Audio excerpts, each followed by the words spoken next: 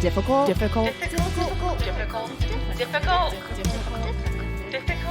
Women. Good day to you, madam. Good day. How have thou been? Thou keeps going around the yard over and over again. That's all we can do these days. Hi, I'm Marie. I'm Katie. This is the Difficult Women podcast. Welcome. That's right. Oh, and together we make the musical comedy band Reformed Whores. Good point. I was listening to our podcast last week and we just kept talking about horse. And I thought, that's funny. If a new listener was just, tuning in for the first time and did not know we were in a band called Reformed Whores, that would be a little wild. Like, what is going on here? Speaking of our band, we have a Christmas song out and you should listen to it. I know we're getting, it's a holiday song. It doesn't have to be Christmas, but it's about the holidays. It's kind of Christmassy, but We do talk about Santa a little bit. Yep. Definitely a little Christian leaning. Sorry about that. But it's not that Christian. What am I talking about? Anyway, listen to it. It's going to, maybe it might be on Spotify soon. It was supposed to be on Spotify yesterday. I haven't checked yet, actually. Actually, I'll check right now. Great. You guys can hear me get excited. Or disappointment if it's not on there. Oh, God. Here we go. Katie, is it here? Yeah, it's here. It is. Yeah. It is there. Oh, thank God. This is very exciting. Okay, so you guys can now listen to it on Spotify and tell your friends and put it on That's playlists. right. It's on Reformed Whores Spotify. You can look us up. But then also the name of the song is Won't Be Ho Ho Home. So share that with your friends. Put it on your holiday playlist. Send it to your Uncle Ted. Please send it to your Uncle Ted. That's right. Amazing. How have you been? You want the truth? No.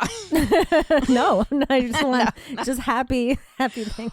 Well, as you all know, I've been out in the burbs. I can't do it anymore. So I've been looking at these very fancy luxury apartments in downtown Nashville. So I'm just trying to see can I be a city liver in Nashville in like a skyrise? I've never lived in a luxury. I'm not a luxury person. So it feels kind of weird. Are you a luxurious person? No, I'm not. How tall are the buildings? Like, what's a skyrise in Nashville? 40 flight? I don't know. 50? 100? Nope. Don't like that. Nope. Up there? Way up there? Don't like it. You can like see the curvature of the earth. That's cool to visit. I don't want to live up that tall. I know. See, that's kind of where I am. I used to work for this lady who was on the 30th floor. She lived up there. And when the weather hit, and it's supposed to do this, but you can feel the building swaying. Oh, no. And you feel like you're on a boat or something. I don't know. Didn't like it. Did not like that. Oh, I live in the basement, so that just goes to show how I feel about it. I don't know if that's why I'm in the basement right now too. So that's why I wonder if that's why I'm trying to like spread my wings and fly to the top floor. No, I think go for it. Try something new. Don't listen to me. Do what you want. Follow your dreams. But is it my dream, Katie? That's what I'm trying to figure out. You have to test it out to find out if it's your dream. But they make you sign a 14-month lease, and I can't commit to anything. What about just like a house that's on the first floor? I think I'm going to go for that. Especially since my cat I've finally let her outside for the first time in 12 years. Because she's been in my Brooklyn apartment for 12 years. And now that I've been here in the burbs, I let her. Oh, she loves it. Anyway. Maybe she got the chickens. Maybe she ate the chickens. Tiny cat. You never know. Well, that's exciting. That's exciting news. I mean, is it? I don't know. I'm just excited to move out of the burbs. But that's just me. How are you? I'm fine. I've been working so much. I'm just about done with my chunk of work. We're going into the holidays. We may have a shutdown in New York, so I might have a longer break than I was anticipating, but we'll find out. My biggest news, and I think it might have something to do with our guest today, but my biggest news right now is that last night I had a dream that I had a very full beard. A dark, like, full beard, and I loved it. It was a good thing. I kept looking at myself in the mirror and being like, this beard is amazing. And near the end of the dream, people were trying to get me to shave it, and I was like, no, it looks good. I was like, I look good. I look damn good in this beard. I felt kind of hot. I did, and I was wearing like dresses and like sexy, but I had this big beard. I loved it. Oh, well, the winner of Univision a couple years ago was a trans woman with a beard, I believe. I think that like we are, and it's very attractive. Yeah. I'm like very into this new earth that we're living in with this sort of thing. And there's a woman there's a couple women on Instagram. I kind of fell down this rabbit hole a while ago. We may have talked about it at one point. That have, because some women have facial hair naturally, and we are so shamed out of having anything like that then you're told you have to shave it. And this younger, newer generation of women are like, fuck that. Like, this is who I am. And there's this very beautiful woman who has quite a full beard who's on Instagram, and she's like, it's hot. I don't know. It may not be for everybody, but like in the same way that some people like big butts and some people don't. You know what I mean? Like when they're attracted to something. But she's very attractive, and she's like I think she's a nice looking boyfriend, and I don't know. So I don't know. I'm kind of into it. Now I sound like an old lady talking about it, but we were sort of screwing around in the studio the other day, and we have a DP that's a guy, and we had some extra clothes lying around, and he put on this skirt, and we were all like, you actually look great in that skirt. Like it was, and he was supposed to be a joke, but it ended up being this like, maybe you should be like a skirt guy. You know? Oh, that's like I love a thing a man. now. And it was kind of hot. Like I was like, you look legit like cute in that. So I don't know. I'm feeling it. I'm gonna. Well, I don't think I told you, when I hiked the Appalachian Trail, we passed so many men in kilts.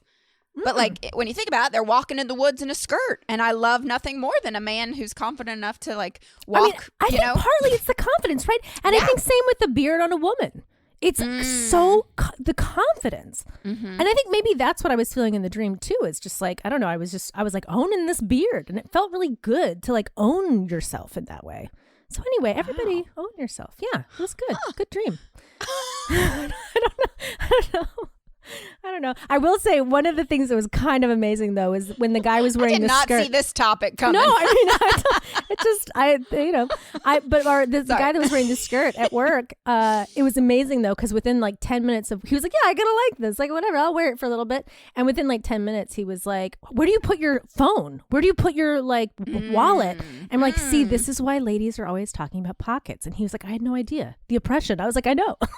I mean, like kind of opened his mind. He's like, this is crazy. I was like, I know. So maybe one thing we should all do is make men wear skirts for a little bit so they understand our plight. I think you just solved it. Yep, I Thank did. you. I solved it. You're welcome. Done. You won 2020. You're welcome. Well, our fans are really going to thank us today because we have a very special guest. We're both so excited that he was available because he's a very, very busy man. Yes. Ladies and gentlemen, put your hands together for comedian, actor, producer, director, lawyer, co-host of the incredible podcast called Fraudsters, exclusively on Spotify. He's absolutely one of my favorite men on the planet. It's Seena Ghaznavi. Oh my God. Well, that's it. I'm done. I'm out of here. That was the best, the highlight for me. This is great. Should I put boss too? You're my boss, kind of. Lord. Collaborator, employer. He pays me. Job creator. Job creator. That's right, folks. We have Seena Ghaznavi here. He's one of our dear friends. I work with him every week on the podcast Fraudsters, and he is here today coming to us live from Brooklyn. Yeah. We wanted to have you on to talk all things Fraudsters, but first we have to let the audience know who the fuck you are. Because I mean, they probably know already because you're so famous, but Jesus, you know. I don't think so. Unless my mother is a fan. I don't know. Is she difficult? Is she a difficult woman? Let me tell you, you guys stole this show from her. She actually pitched this show years ago as a, Iranian immigrant comes to America, tries to make it work in the big city, settles in Pittsburgh, raises kids. Oh my God. Well, so you grew up, your parents are immigrants from Iran, right? Yeah. So I'm an immigrant kid. My parents are from Iran. My older brother is 8 years older than me. It's just the two of us. And he's a plastic surgeon. And I chose the righteous path of doing, I guess from that intro, everything else but plastic surgery. So Were you supposed to go a different route than the one that you've chosen? I mean, my parents really wanted me to be a real lawyer, but I chose to just get the student loan debt and become a lawyer and never practice. So, It's the best part of being a lawyer. Yeah. Just all this useful knowledge to really understand how much the last 4 years has been terrible for American democracy. I have an acute understanding of how bad everything got fucked. Yeah. So that's always good. That's always good. Wait, when did you veer into comedy? Like just always? Yeah, at 18, I started doing stand-up in D.C. at Chief Ike's Mambo Room in Adams Morgan. And so I was like interning at the Senate, and I was doing stand-up. And then that summer, home from Pittsburgh, I won some contests, and I got a manager. It was this huge, this big dude named Big Mike. And he took me to sign me. He took me to a strip club. I was like barely 18. And I've still to this day, I don't feel comfortable in strip clubs. I usually just have like a conversation with the stripper. I'm just like, I always ask them, what's your commute like? That's what I'm always interested in. And so since then, and then like, it was this weird, I went on like a local stand-up tour it was an all-black comedy show with a guy named High Octane. Another dude was named Frog. There was Big Mike, the manager. There was a guy who just got out of prison for homicide. I can't remember his name. He didn't like that I blew the light on my one set, but anyways, that's how I started, and the rest is history. Oh my God! But wait, you started comedy, but then you did eventually go to law school. Yeah, so I mean, I did stand up all through college and stuff. I was an unpaid guy at the comedy store. So I was working on the belly room and stuff. I did a semester abroad in Los Angeles. So that was like, I loved stand up. I did improv as well. Admittedly, this is like confessional now. I did improv for a long time. I trained in Chicago at IO. So like I did a lot of comedy before I even like was 26. I had like Comedy Central spot. I had like a commercial. I had a movie thing. And then I just partied and I had too much fun later in college. And I didn't realize I was supposed to like keep it going. I was supposed to like keep it rolling.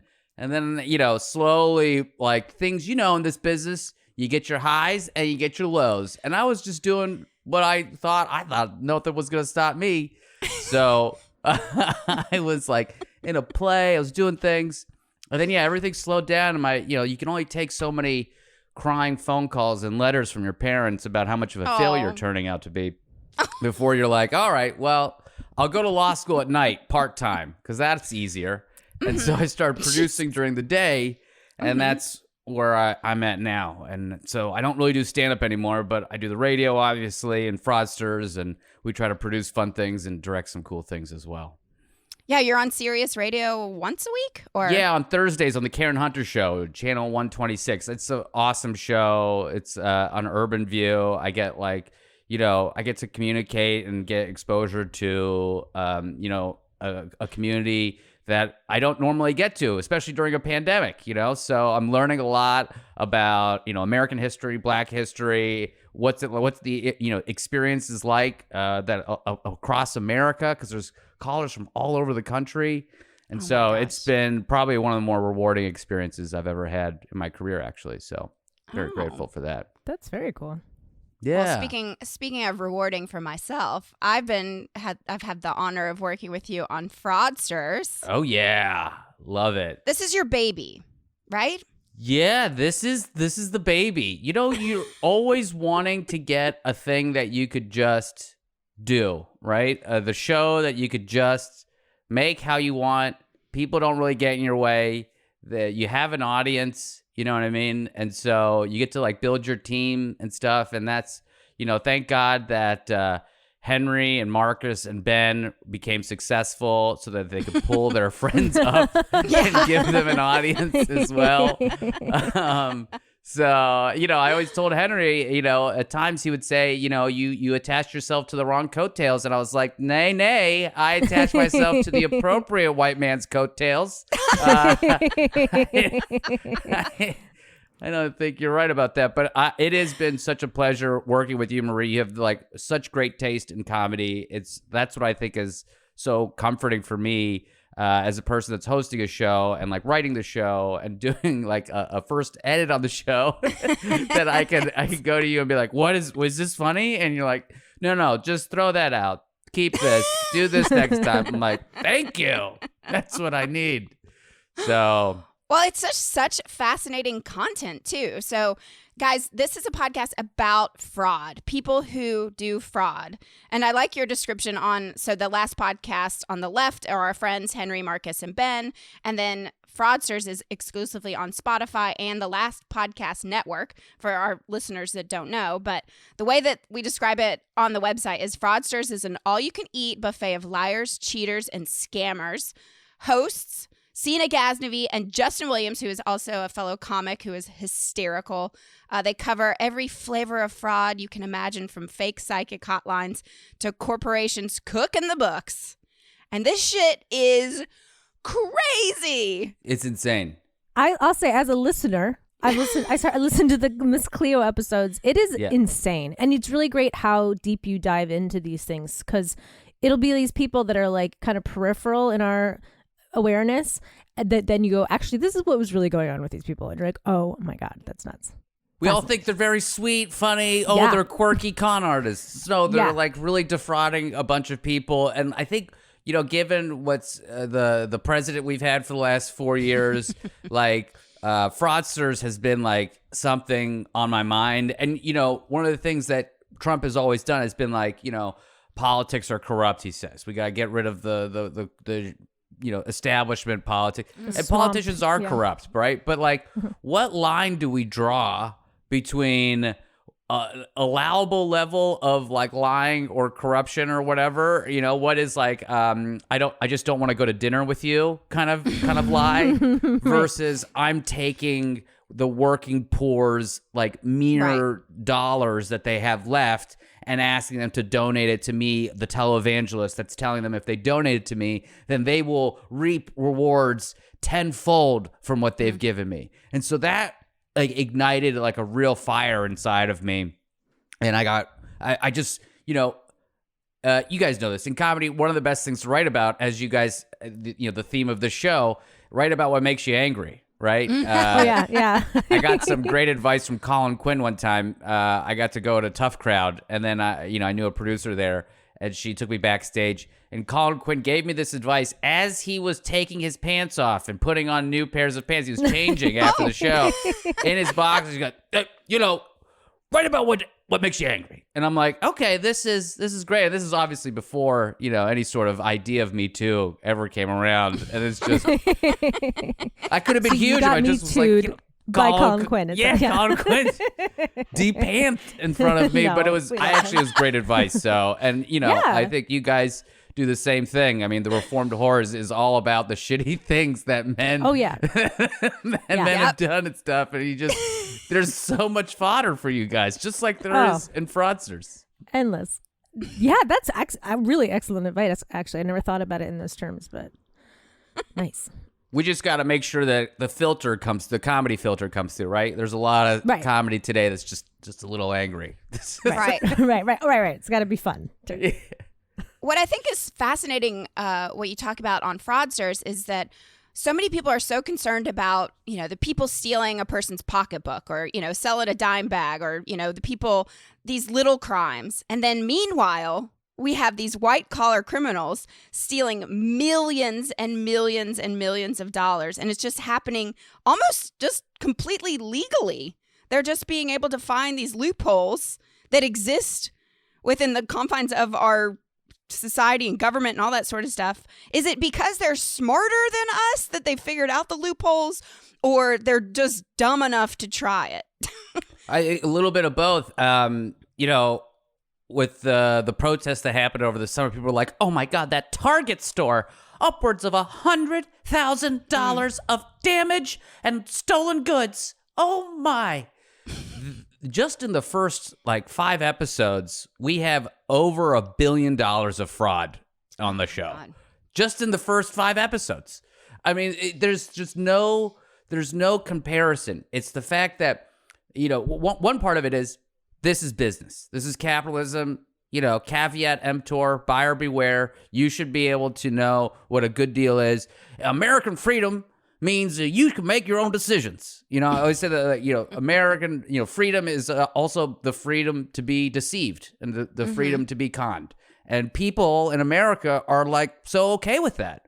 And a lot of times the victims don't want to admit that they've been defrauded. And that's, I think, another huge reason why folks don't come forward, or you don't have as much kind of publicity around these things. Because who wants to come out and be like, hey, this guy lied and I gave him a lot of money, and right. I was gonna say that also. I think that like the spin on those things too is it's like, oh, you're stupid for being frauded, but sometimes these people are just so good at what they do and they prey upon the thing that you are the weakest around. Maybe like your dead mother, like trying to reach out to her, right?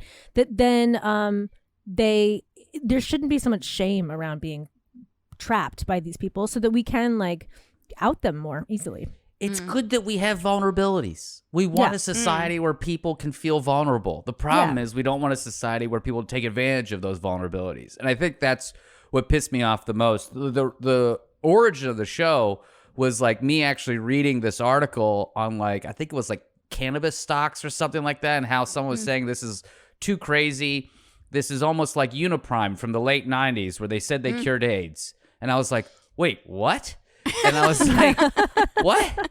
Why did? And there was a one line, this journalist just like put it in the article, and I was like, oh my god.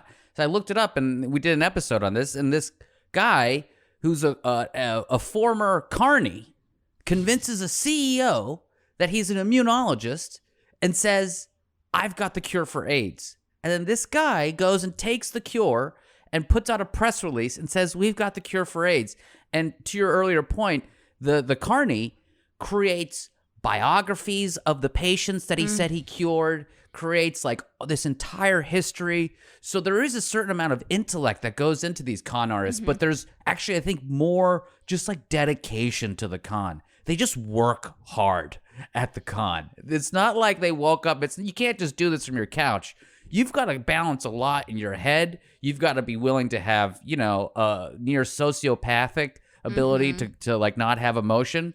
And you need to just constantly be, defrauding people, constantly keeping the con going, which is so hard. And obviously, in that case, everything blew up shortly after. But listen to the episode. It's really fun. It's incredible. It's every episode, every series we do, it gets worse and worse, to be honest. Yeah. It's like, wow, just when you think, the episodes don't get worse and worse. It's just the cons. The cons get worse and worse. The episodes get better, yeah. The episodes are getting better and better. What was that girl that did it was very recently. She was like a young blonde woman. She like made the cover of all the magazines, and then she had like a turtleneck all the time.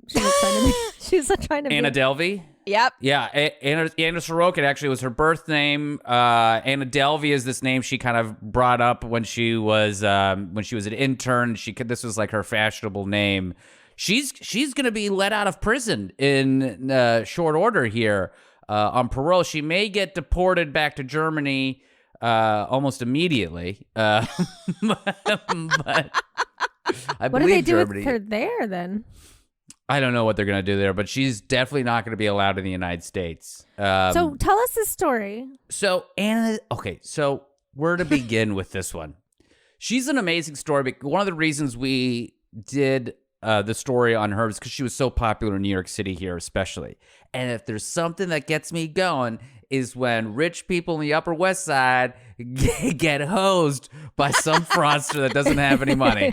And normally we try to talk about victims that are, I don't want to say regular people, but like, regular Americans, right? That are people that are vulnerable in the more traditional ways. We don't necessarily think of wealthy people as vulnerable, but anyone can be a vulnerable person that could be a victim of fraud. Anyone.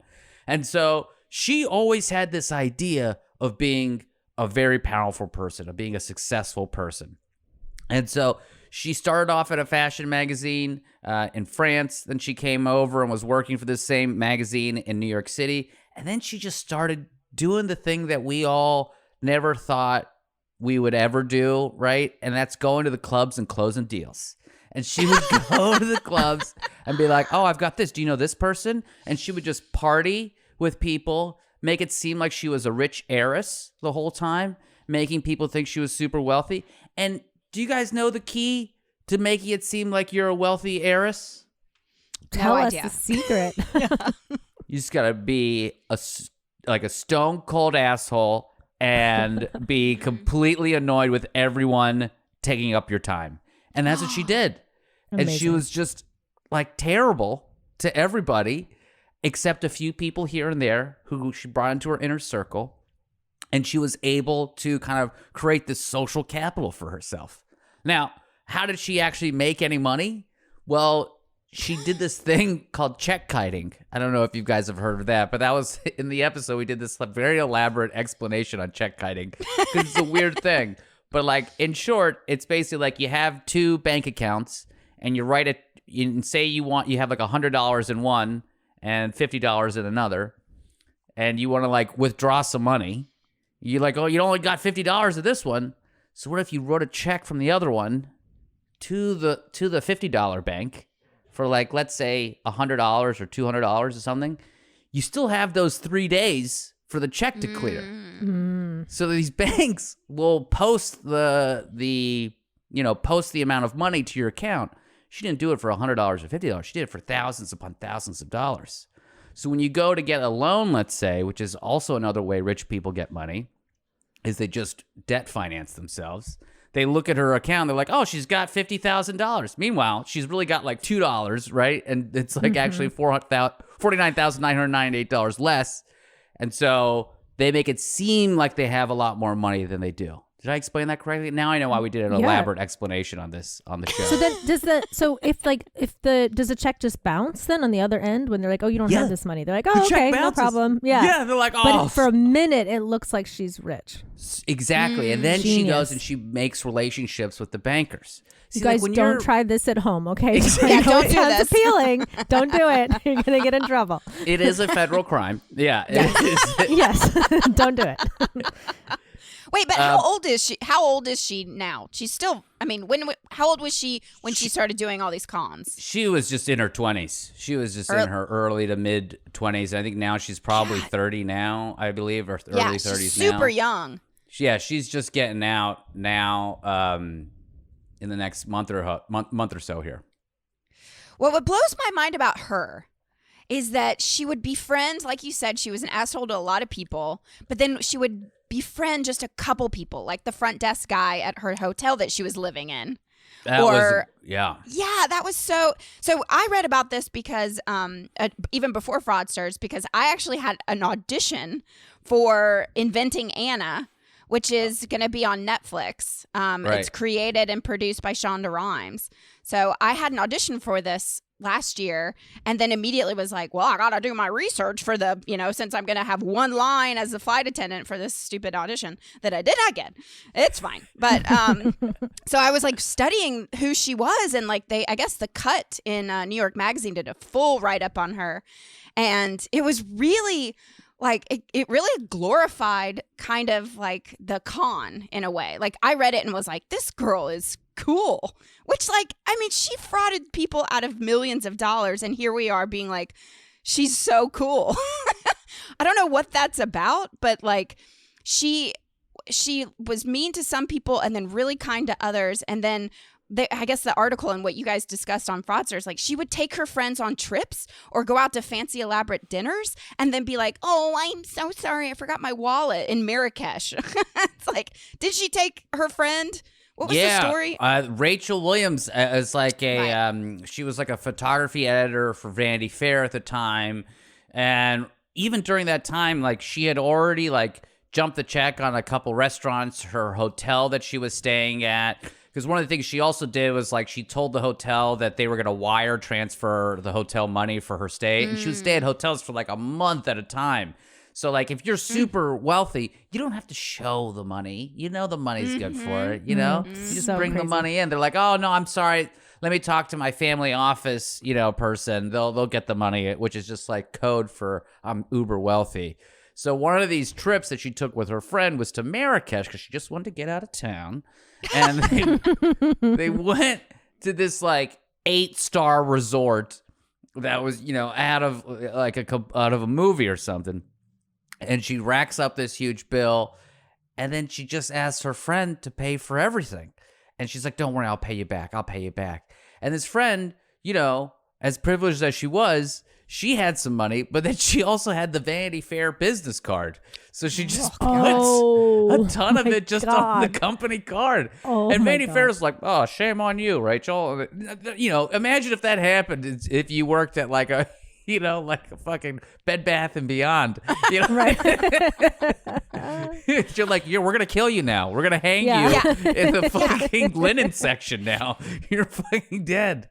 So, but Rachel Williams crazy. now, like she's like become famous because of the scandal also, right? Listen, I mean, we talked to the lawyer for Anna as well, and he said, even on the stand, he's like, didn't you sign a deal with HBO to do a thing? She goes, yes. Didn't you write a book about this that sold X number of copies? Like, yes. Isn't this the greatest thing that's ever happened to you? And she didn't answer that. She was the least, a trustworthy kind of victim in all of this. And that's why it's weird.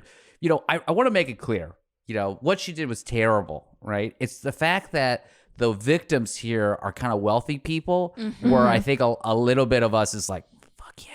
How do we do that shit too? Yeah. We do that shit too. And Americans love a underdog story, right? Where it's somebody, it's the Robin Hood kind of like stealing from the rich and giving, well, I don't know about giving to the poor, but just taking for themselves. And so, like you said, I think the badass part of it is just that, like, we all wish we could do a little bit of that, I think, to some extent. But imagine if you were the server at one of the restaurants where she was just, I can't remember the name of the person she said, but it was some hilarious name. It was like, I'm blah, blah, blah's like niece. She'll be by to pay the bill. Imagine you're the server. You're like, well, what the fuck? And then you just, this is your day now. You got to deal with some lunatic. Some fancy girl who won't fucking pay her bill and keeps saying some elaborate name to you that this person's going to come pay it. So it's really a very difficult thing to reconcile in your own head. But knowing that there's such huge gaps in our society or in our like system that allow people like Anna to take advantage of them. Like she was about to get, hundreds of thousands of dollars in loans from an investment firm to build the Anna Delvi Foundation, which was going to be like a Soho house for young artists. And if she would have gotten that, like she probably would have never gotten caught. She would have been in that like high finance debt kind of financing kind of world where you just kind of keep flipping your money over and over and over again, much like our president being able to go bankrupt 7 times. You can be broke and still be wealthy, And so that's a privilege that wealthy people get to have in this country. So how did she get caught ultimately? Rachel, two things. One, she got written up in the New York Post because she skipped out on a restaurant bill, and they were like, one restaurant was just like, listen, you have to pay the fucking bill. We're not letting you. It's like maybe like $200. She had like 3 glasses of wine and 2 grilled cheeses, which I remember distinctly being like, that is such an impressive lunch. I've never ordered a second sandwich ever at a lunch. I don't know. It's such an amazing power move. I'll take another. And then all this wine. And so she's got a buzz, She's like, I'm not paying the bill. She gets arrested. Her photo shows up in the New York Post. Rich socialite, arrested for, skipping out. And then all of a sudden, the whole Upper West Side that knew her was like, wait a minute, isn't that Anna? Isn't that the Anna we know? And Rachel at that point goes and tells the FBI what happened. And then the FBI starts investigating. And then once the FBI finds out you've been, fucking with their money, basically, right? It's a wrap. They're gonna get you pretty quick. Oh my gosh, how long has she been in jail for then? I think only a few years. It doesn't seem like it's been very long, and now she's getting out, and now she has 2 TV shows coming out about her.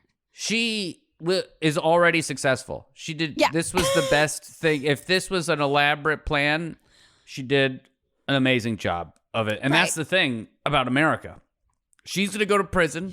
She's going to spend time at Rikers. She's defrauded all these people, probably made some people's lives really terrible, and they didn't get a book deal. I'm talking about the folks that are working at the hotels or folks that are working at the restaurants and stuff like that.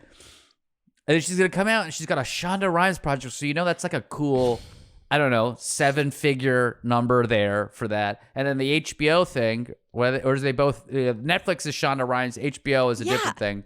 2 things.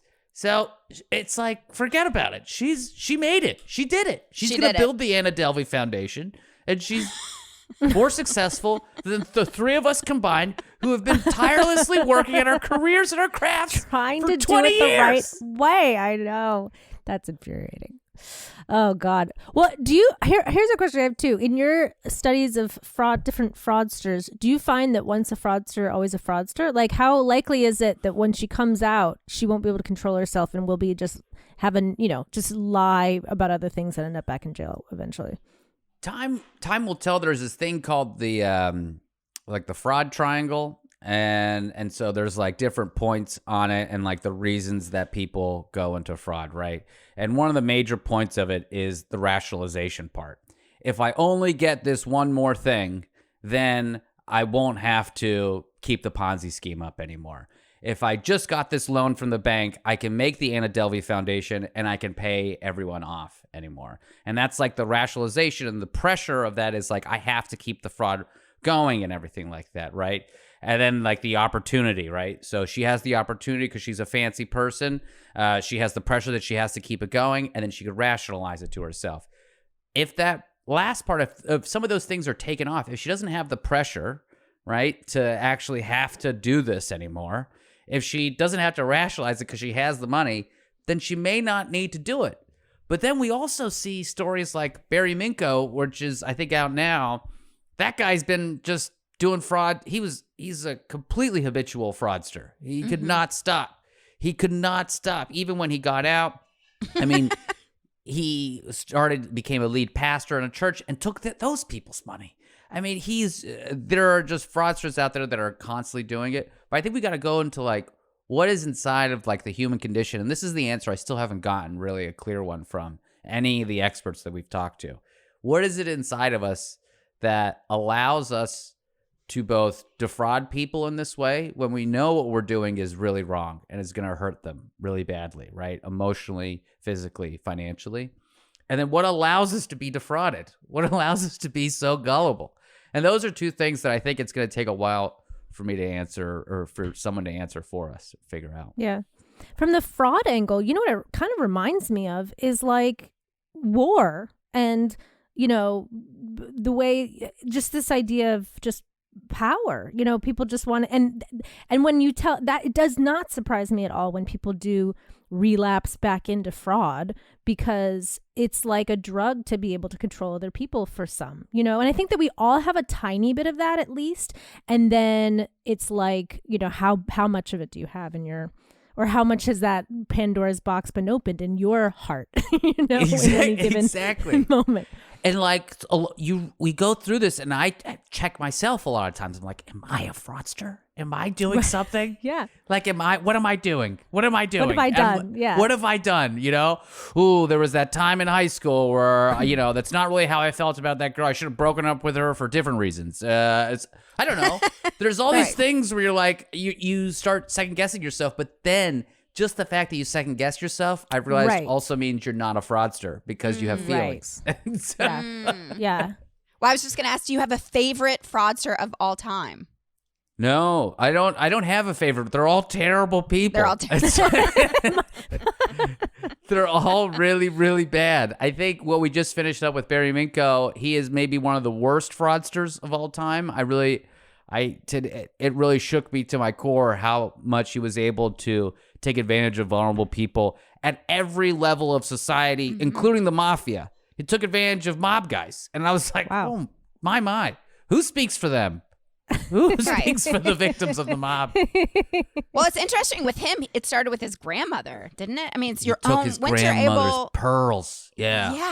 Yeah. I think once a fraudster like just starts with like family and then just moves up, like he definitely has a mental something. Yeah, there's going on. Something is wrong with him for sure. And frankly, again, like there's a spectrum, and everyone in the world is on this spectrum of how much we're able to put on a different face for the different situations we're in, right? We all of us have a performance voice that we use when we're on a microphone. That doesn't mean we're fucking fraudsters, but it is like a spectrum, and that's what's so interesting about it. And I'm just trying to draw the line. Just be like, this is the line, because I just want to, in my life, I just want to go to sleep and know that I'm not a fucking fraudster. Like, this is the line. I was like, fuck this. This guy is a piece of shit. You know, too often we don't know who's a piece of shit and who's not. That's what I want to know. Who is a real piece of shit? These people. Boom. That's so interesting. That's interesting that that's part of your like drive, because it makes me think too of like in relationships, right? Where you have like a guy that, you know, was neglecting his girlfriend and was a bad boyfriend, you know? And so then from your perspective, or you're like, he's a bad guy. There's my line. I'm drawing that line. But then in the next relationship, maybe that guy is really in love with his next girlfriend, and then is much sweeter, and then she breaks his heart. Now he's the good guy and she's the bad guy. So it's like there is this weird middle point, and I'm sure that's similar with fraudsters in the sense that, like, because it's a spectrum, there are some frauds that are like, who's getting who, you know, then we're in the like not Peter Pan but Robin Hood like place, right? In that little weird little. It's going to be hard for you to find that line, Seena. Exactly. I mean, look, Miss Cleo. But it's a great thing to look for. Miss Cleo, what? Yeah, Miss Cleo, we started, you know, on her, and Justin and I were like, shit, whoa, what a fraudster this one. She did this whole elaborate phone operator thing. But when you dig into it, you realize she was just kind of a character actor who got a gig, right. And then it really spiraled. You know what I mean? And then she was just actor like, would it? Yeah. Okay, going with the flow now. Yeah. Like, also, I love that when we put out our first episode or two, we got a lot of comments on the internet, which I love the internet. Thank you, internet, for being so inclusive and wonderful. People are like, I don't like that they're doing impressions of a Jamaican accent. Who are these white guys that are talking about him and talking about her? And it's like, one, we're making fun of her fake Jamaican accent. Right. And two, Justin's black, I'm from the Middle East. Like, let's just, we actually had one person. Let's clarify. One person came back, was just like, I thought that was really offensive what they did, but then I realized that they're not white guys, and then I'm white, and I'm trying to reflect on my life now. So people are just crazy, man. But yeah. Yes. Amazing. Are you planning? Are you thinking? Are you like over it and like, no, I can't? But have you thought about doing one on Donald Trump? Yeah. So that's most requested fraudster, and I have a couple things about Donald Trump. One, like, again, yeah, you're right. Like, I don't want to hear his voice, right? Because there's a lot of, I have to like wash myself in YouTube clips of the fraudster to do the show. So that's like a mental health thing that I want to also do. Yes. The other thing is, what can we do that's different than what's already out there? You know, Alex Gibney did that series on Netflix. I think it's called Dirty Money. If you haven't seen it, it's amazing. Alex Gibney is like an amazing documentarian as well. Did one on torture, Taxi to the Dark Side, did one on Stuxnet. He's amazing. What am I going to do better than him? Like, he's so good. One of the things I would like to do, though, is after Trump is out of office, the foundation, his family, the Kushners, they all may be brought up on fraud charges, actually, civil fraud charges, potentially. It seems like more than criminal. And so I may do something on that afterwards, because that'll be something that hopefully, or probably, the media will not cover in the same way they're covering it as if he was president. So that way it'll give us a little bit of space from when he's out of office, because this is going to take at least a year to adjudicate that in New York City here. And so I want to be able to say something new and have a fresh perspective on it. Yeah. Did you see the thing that just came? I just saw something yesterday about how Jared Kushner okayed like a shell company for Trump. Did you hear about this? I didn't see that. What? Shell I don't know companies, the though. timeline. You guys got a shell company? No. You guys need a shell company. Everybody, every American needs a shell company. Well, what I like what you do about the fraudsters is they've all been, if I'm saying this right, they've all been convicted. So when you tell the full series of a fraudster, we usually do like 3 parts, 3 episodes per fraudster, but it's like the full story, the beginning, and then we see it through to the end of conviction. So yeah, right? Yeah. I mean, is that why you pick the people? Yeah, that you that's pick? generally what we try to do because we're not journalists.